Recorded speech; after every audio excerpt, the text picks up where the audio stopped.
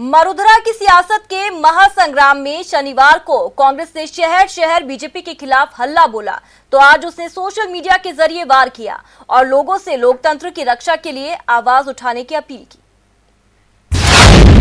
BJP पर कांग्रेस का वार लगातार।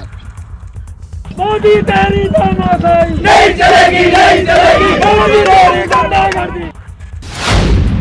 अब सोशल मीडिया को बनाया हथियार।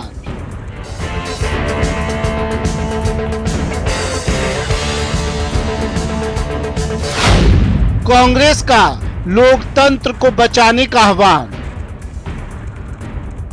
कि राजस्थान में लोकतंत्र जीतेगा, भाजपा का षड्यंत्र हारेगा। ऐसे समय में राज्य की चुनी हुई सरकार को भाजपा द्वारा अस्थिर करने का प्रयास किया जा रहा है। स्पीक अप फॉर डेमोक्रेसी अभियान। Speak up for democracy. Today, when the entire nation is fighting against coronavirus, the BJP is ripping up the constitution.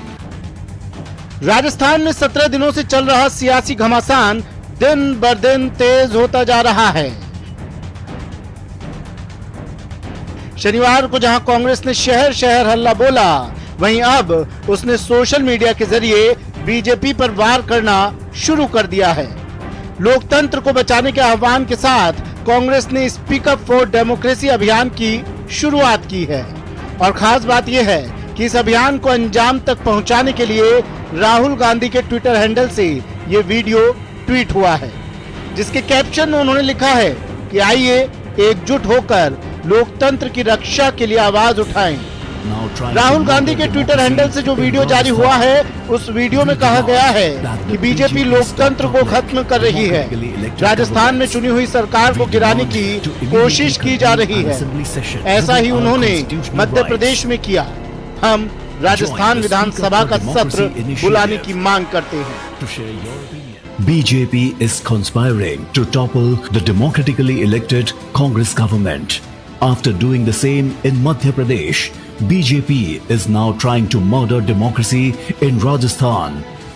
We demand that the BJP stop toppling democratically elected governments. We demand to immediately convene an assembly session within our constitutional rights.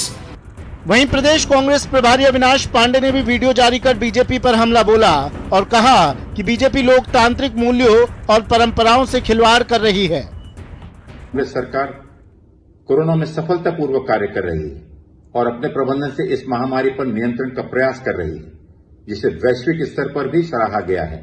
ऐसे समय में राज्य की चुनी हुई सरकार को भाजपा द्वारा अस्थिर करने का प्रयास किया जा रहा है।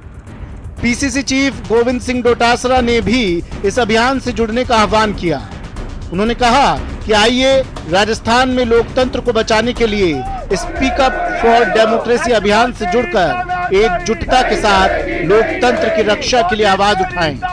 उन्होंने आरोप लगाया कि पूरे देश में गैर बीजेपी सरकारों को अस्थिर करने की कोशिश की जा रही है, लेकिन राजस्थान में लोकतंत्र जीतेगा और बीजेपी हारेगी।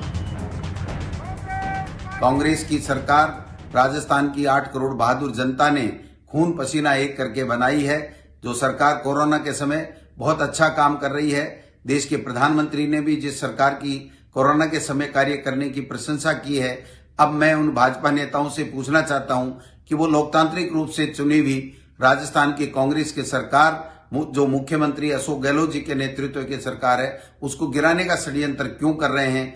उनको चाहिए कि जिस वादों के साथ में वो जनता से जो वादे करके केंद्र की सरकार में काबिज हुए थे, वो काम करें। यहां पर बहुत अच्छे तरीके से राजस्थान की सरकार, कांग्रेस की सरकार काम कर रही है, उनको काम करने दे। मैं इतना कहना चाहूंगा कि राजस्थान में लोकतंत्र जीतेगा, भाजपा का षड्यंत्र हारेगा। चिकित्सा मंत्री रघु शर्मा ने भी लोगों से लोकतंत्र को बचाने के लिए आगे आने की अपील की। रघु शर्मा ने कहा कि लोकतंत्र खतरे में है। उन्होंने बीजेपी पर विधायकों की खरीद फरोख्त और संवैधानिक संस्थाओं का दुरुपयोग करने का भी आरोप लगाया। जब देश का लोकतंत्र खतरे में हो तो हमारे पास विकल्प क्या बचता है? एक के बाद एक देश में चुनी हुई सरकारों को गिराने का जो षड्यंत्र भारतीय जनता पार्टी ने किया है, और जहां बहुमत नहीं था वहाँ विधायकों की खरीद फरोख्त का काम करके सरकारें बनाने का काम किया हो, तो हमारे पास लोकतंत्र में एक यही हथियार है कि हम सड़क पे लड़े इस देश के लोकतंत्र को बचाने के लिए। क्योंकि देश में जिन संवैधानिक संस्थाओं को बनाने में 70 साल लगे कांग्रेस को, उन मर्यादाओं को इन्होंने तार तार कर दिया है। अपने जितने विरोधी हैं उनको टारगेट करने के लिए जिस तरह से सीबीआई, ईडी, इनकम टैक्स का बेजा दुरुपयोग कर रहे हैं, जिस तरह से राजभवनों का दुरुपयोग कर रहे हैं, अब देश में लोकतंत्र कैसे बचेगा, ये जवाब किसी के पास नहीं है। इससे पहले शनिवार को सीएमआर में कैबिनेट की बैठक में विधानसभा सत्र बुलाने का प्रस्ताव पास किया गया और इसे राज्यपाल के पास भेजने पर सहमति बनी थी। फिलहाल सियासत का ये घमासान और तेज होने वाला है, क्योंकि कांग्रेस ने सोमवार से सभी राज्यों में राजभवन को घेरने का ऐलान कर दिया है। Bureau report, news 18। ब्रेक के बाद स्वागत है और एक बड़ा अपडेट आपको दे दें। संभाग और जिला स्तर पर समितियों का गठन किया जाएगा। राजकीय और निजी अस्पतालों में सुविधाओं को विकसित किया जाएगा और इसी के लिए समिति बनाई जाएंगी। चिकित्सा विभाग के प्रमुख शासन सचिव का बड़ा बयान सामने आया है। सुप्रीम कोर्ट के निर्देशों की पालना करते हुए कोविड-19 अस्पतालों में समिति तमाम व्यवस्थाओं को सुनिश्चित करेगी। कोविड संस्थानों का 15 दिन में निरीक्षण किया जाएगा। चिकित्सा संस्थान के खिलाफ शिकायत मिलने पर कार्रवाई की जाएगी। सुशांत सिंह राजपूत केस में मुंबई पुलिस की लगातार जांच जारी है। इस मामले में पुलिस अब तक कास्टिंग निर्देशक मुकेश छाबड़ा, यशराज फिल्म्स के अध्यक्ष आदित्य चोपड़ा समेत कुछ बॉलीवुड हस्तियों से पूछताछ कर चुकी है। अब खबर आई है कि पुलिस धर्मा प्रोडक्शंस के सीईओ अपूर्वा मेहता से पूछताछ करेगी। इसके लिए मुंबई पुलिस ने अपूर्वा मेहता को समन भेज दिया है। साथ ही महेश भट्ट का बयान भी 1-2 दिन में दर्ज किया जाएगा। बता दें कि सुशांत की मौत के बाद से ही सोशल मीडिया के साथ ही कई बॉलीवुड सितारे भी सुशांत केस में सीबीआई जांच की मांग कर रहे हैं। करगिल विजय दिवस के मौके पर आज देश करगिल के शूरवीरों की शहादत को नमन कर रहा है। पीएम मोदी ने शहीदों की शहादत को सलाम किया तो गृह मंत्री अमित शाह और रक्षा मंत्री राजनाथ सिंह ने भी शहीदों को श्रद्धांजलि दी।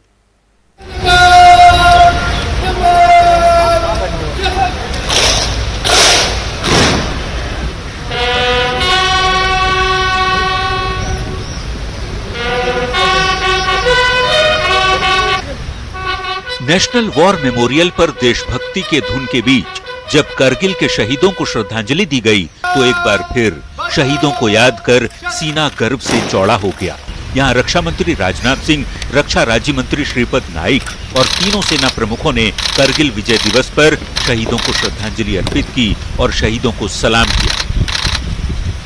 कारगिल विजय दिवस के अवसर पर मैं समस्त देशवासियों को हार्दिक शुभकामनाएं देता हूँ और कारगिल की विजय दिलाने वाले जो हमारे सेना के जवान थे, उनकी शहादत सदैव हमारे लिए प्रेरणा के स्रोत के रूप में काम करेगी। इस मौके पर पीएम मोदी ने मन की बात कार्यक्रम में शहादत को याद करते हुए शहीदों को नमन किया।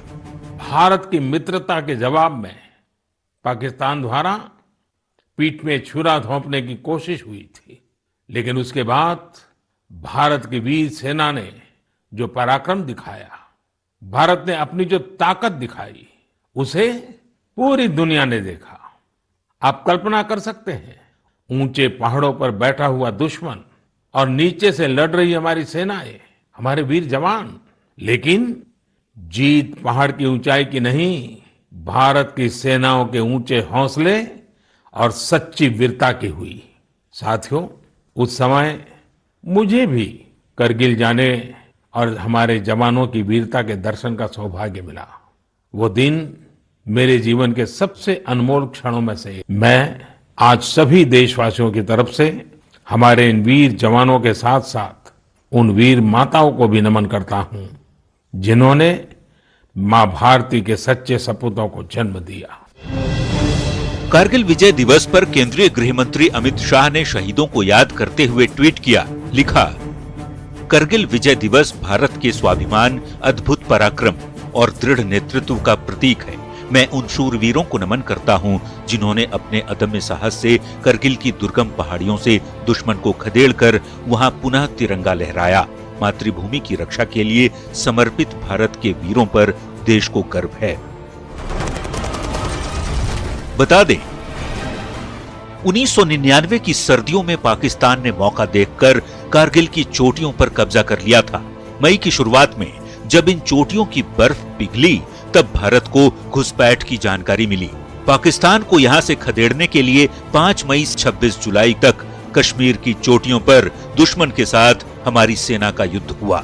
1999 में करगिल युद्ध लगभग 60 दिनों तक चला और 26 जुलाई को उसका अंत भारत की जीत के साथ हुआ। इस युद्ध में भारतीय फौज ने शौर्य, बलिदान और समर्पण की ऐसी इबारत लिखी जिसे याद कर हर भारतीय का सिर ऊंचा हो जाता है। Bureau report, news 18 network.